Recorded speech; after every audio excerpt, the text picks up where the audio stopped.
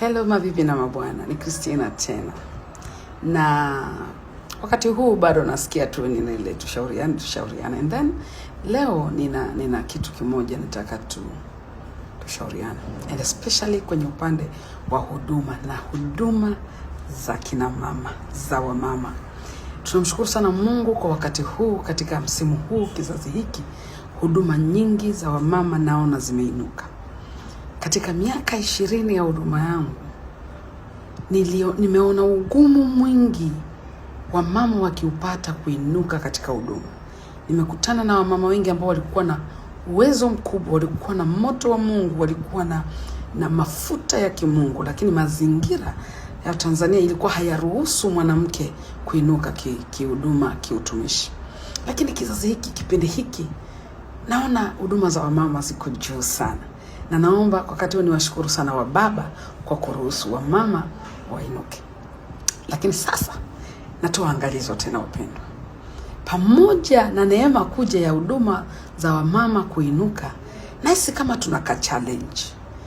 Wanawake wengi naona ni kama tunahubiri sana, tunafundisha sana emotions.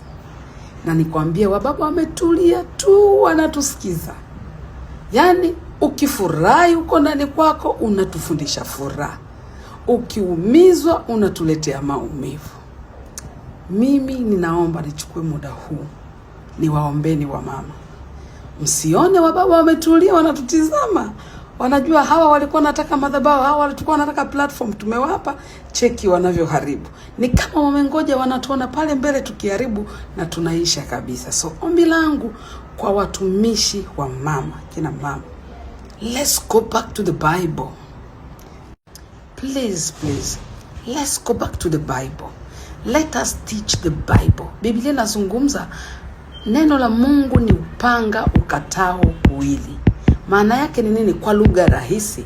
Ukihubiri neno la Mungu, linapofika kwa mtu, likikuta donda ndani ya mtu, linaponya donda. Likikuta jipu, linapasua jipu, usaha unatoka, na kisha mtu anapata usalama, anapona. Kwa maana kwamba mahali palipo na jipu halitakuacha salama mpaka lipasuliwe, then uweze kupona. Na hivyo ndivyo neno la Mungu linapofanya kazi. Kwa kuna wakati ukihubiri neno la Mungu, litakuja kama upanga mkali, kana kwamba linakuumiza, but at the end of the day you will be saved. So please, ninaogopa sana katika neema tuliopewa na wanaume na baba zetu, kwamba sasa wanawake tuinuke katika huduma. It's like we are taking this moment for granted. Hatuelewi. Tuna wamama wamesuffer, they have suffered just to have this opportunity that we are having now. Na sisi ni kama tunafanya mchezo. Please, women ministry, women ministers, don't just preach your emotions. Tusileteane emotions. Yaani ukifurahishwa on your bedroom, unatuletea furaha za bedroom. Ukikasirishwa bedroom, utatuletea uchungu wa bedroom. Stop that nonsense. Tuleteni neno la Mungu. Naongea tu kama dada, just kulinda ile nafasi tuliopewa. Baba zetu wanatuangalia, na ni kama wameshaona hatua ile inafuata pale, tutapotea wote alafu they will take back the stage again.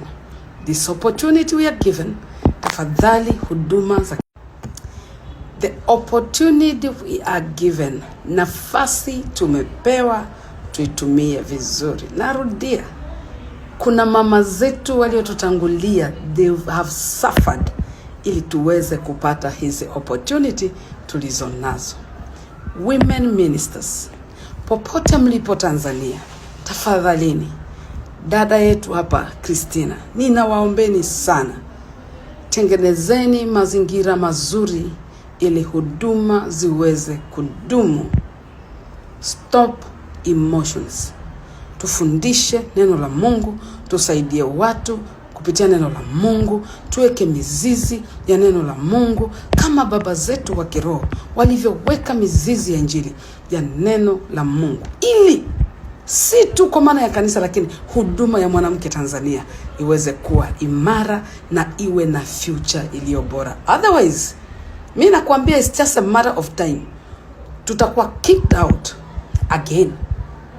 So kuna watu wamesafa sana ili kupata hizi nafasi. Let us not disappoint them. Hebu turudi kwenye neno la Mungu bana. Tuanze kuhubiri neno la Mungu bwana. Tuachane na vikoba kanisani. Tulete neno la Mungu, and I believe, nina imani kubwa na huduma ya mwanamke na wito wa mwanamke. Kwa sababu mwanamke akiamini Mungu hanaga makando kando.